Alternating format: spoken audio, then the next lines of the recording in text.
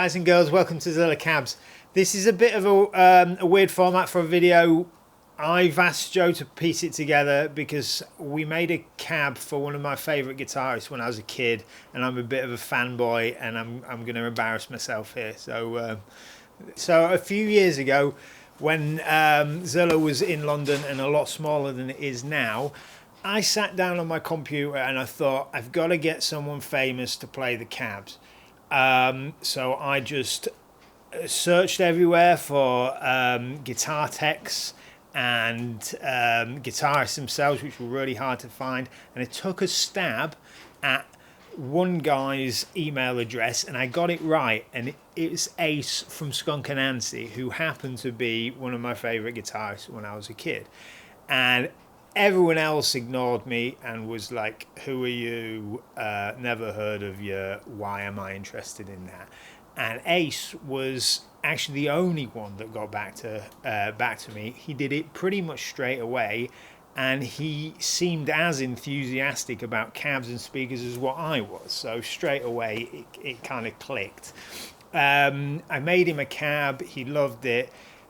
We'd kind of chatted about music and all that kind of stuff, and then fast forward a few years, we started speaking again about cabs and all the possibilities. I was like, hey, have you seen the stuff we're doing now? It's progressed a lot. We're cutting certain things on CNCs, and there's just loads more that we can do.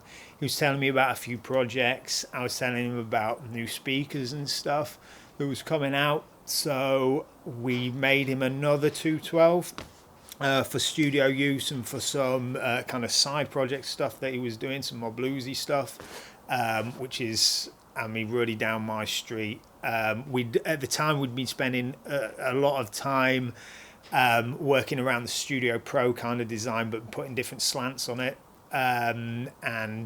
So we made him a new cab. And then he's like, hey, we're going out on tour. I need another 4x12. But I want something mad.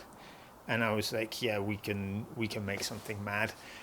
There's a few things that I'd always wanted to do. Oh, he said, I want it to really stand out. Can you do that metal mesh like Mesa had on those cabs from the 80s? It's a kind of iconic design, but it's something that we couldn't do. We couldn't fabricate one grill.